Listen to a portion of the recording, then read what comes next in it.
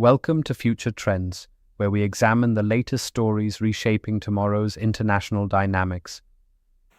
This week's headlines: Thailand PM says tougher gun laws needed after student shooting, Saudi Arabia, Turkey and Pakistan defense pact amid regional escalation, Russia-linked accounts spread far-right narrative online during Suta migration crisis, and platforms lose appeal to drop social media addiction lawsuits.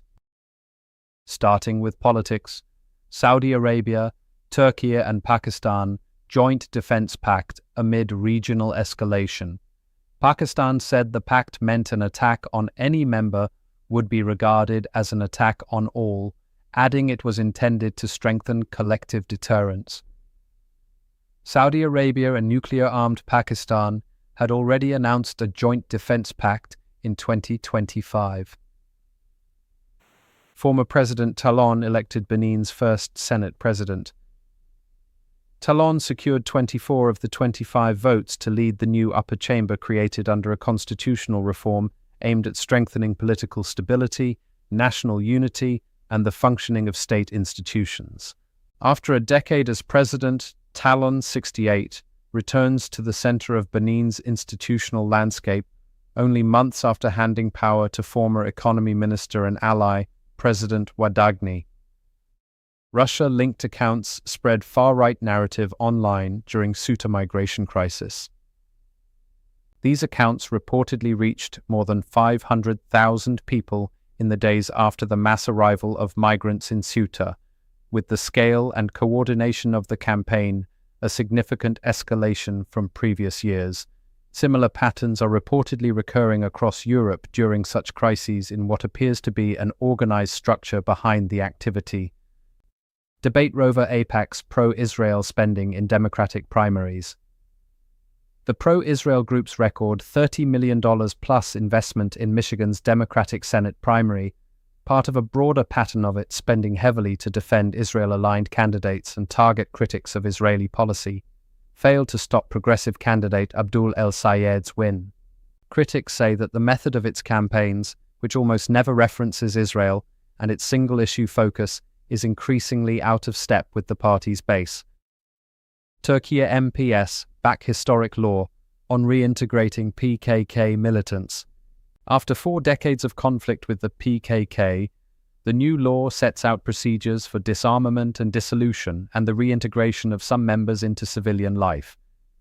The government has stressed that it is not a general amnesty, and leader Abdullah Öcalan's future remains unresolved. Moving to stories in conflict, Thailand PM says tougher gun laws needed after student shooting. PM Chan Virakul said new legislation would allow only on-duty government officials to carry guns, though he gave no specifics on whether it would tighten ownership requirements in a country with the highest rate of civilian gun ownership in Southeast Asia and ranked 13th worldwide for small gun possession. Thailand has seen several mass shootings in recent years, while analysts say the country's licensing regime still lacks mental health screening or periodic reassessments for license holders. NATO to boost Ukraine's air defences after failed missile intercepts. NATO said it is working to get Ukraine the air defences it needs after Kiev failed to shoot down any of the 24 ballistic missiles Russia fired in a recent attack that killed at least 17 people, even as Ukrainian defences intercepted 98 of the 115 drones launched in the same assault. President Zelensky said Moscow is seeking to significantly boost missile production ahead of winter. National dialogue could offer new path in DRC after peace talks stall.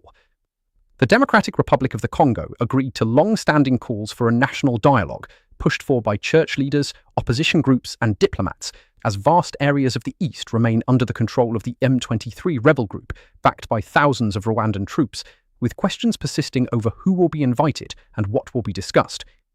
The initiative comes amid tension over President Tshisekedi's backing of a process that could allow him to seek a third term, while nearly 10 million people remain displaced by conflict in the east, where more than 100 armed groups operate. Israel charges West Bank settler over death of Palestinian activist. Yinon Levi is charged with reckless manslaughter in the death of Auda Hafalin, a prominent activist who appeared in the Oscar-winning documentary No Other Land, marking the first such indictment in nearly 3 years. The charges also include armed trespassing and malicious property damage, stemming from an incident in a Palestinian village in which settlers operated an excavator and a confrontation with residents ensued, ending with Hathalin shot as he filmed the encounter. Germany to boost police anti-drone unit after airport incident. Germany will double its anti-drone police unit to 300 following an explosives-laden unpiloted aerial vehicle being flown into a key military equipment transport. It comes as Germany and other European countries repeatedly observe UAVs flying over sensitive sites. Now for the latest economics news. Colombia, Australia, and Japan have highest corporate tax rates among developed countries. The OECD's annual corporate tax report showed Colombian companies paid an effective tax rate of 33%, ahead of Australia and Japan, 28%, against an OECD average tax rate of 22%.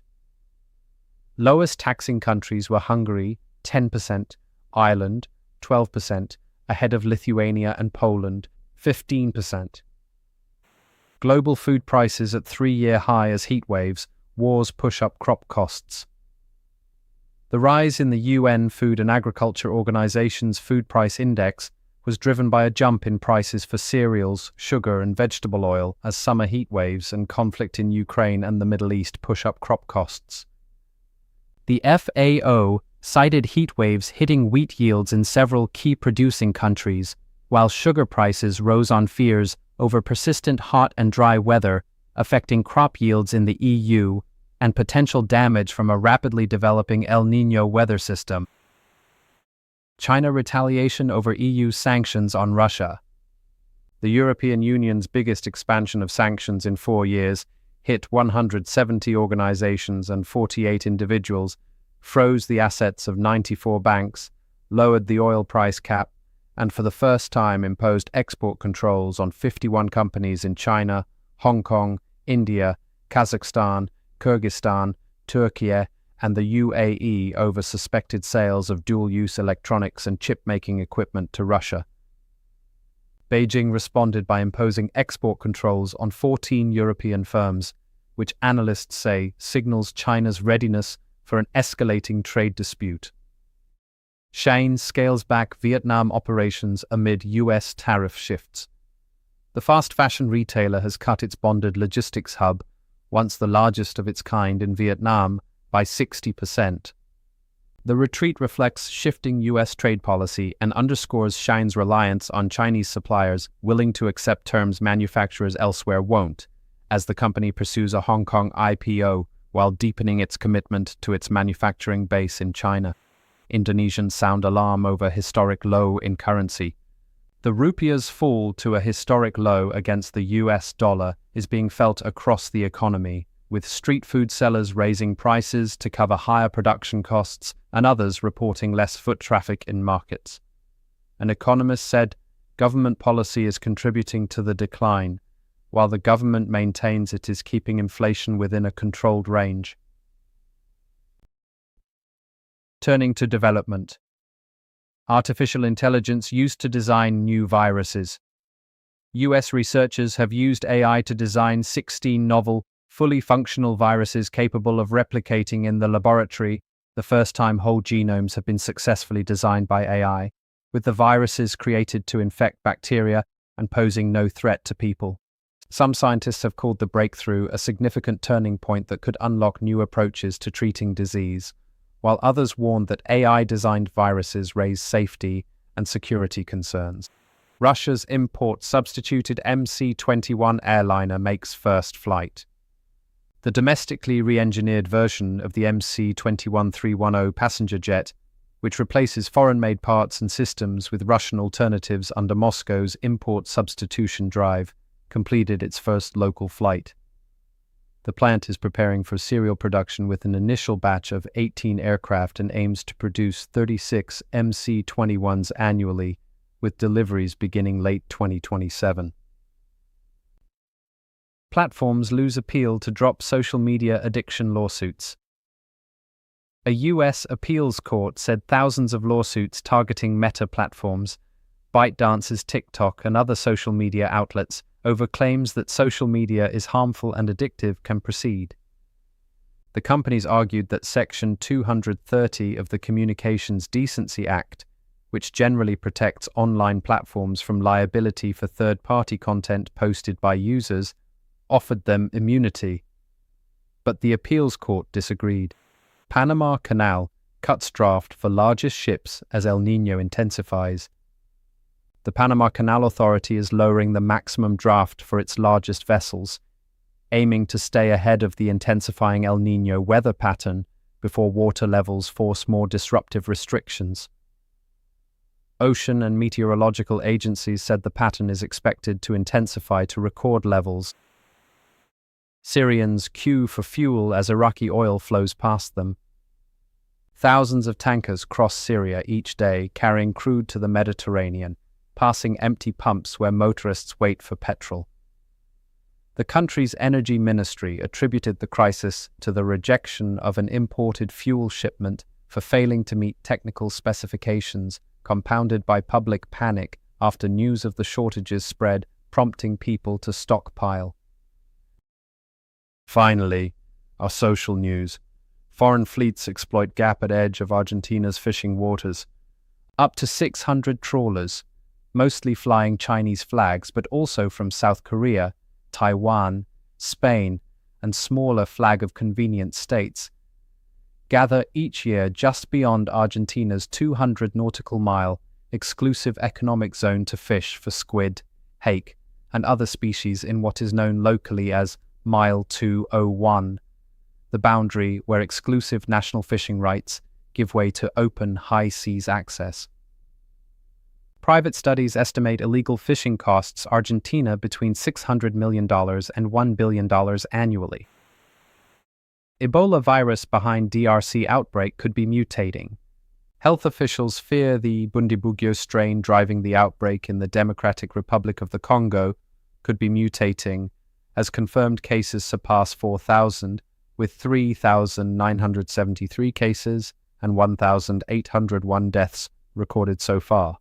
Africa CDC said the time for incremental action was over, announcing plans to scale up the response and search door-to-door for patients, amid suspicions the outbreak had been spreading for months before it was first reported. France to ban unsolicited telemarketing calls. The law, backed by the Macron government, will tighten the rules and ban unsolicited nuisance calls. The aim is to protect consumers from intrusive commercial solicitations and to protect vulnerable people from fraudulent practices. Extreme right-wing ideology drives record referrals to UK anti-terror scheme. 10,293 referrals were made to the government's Prevent programme in the year to September 30th, 2025, up 39% compared to the year prior, and marking the highest number of referrals over a 12-month period since records started in April 2015. That's your Future Trends update for this week. Thank you for watching, and we'll see you next time with more stories reshaping our world.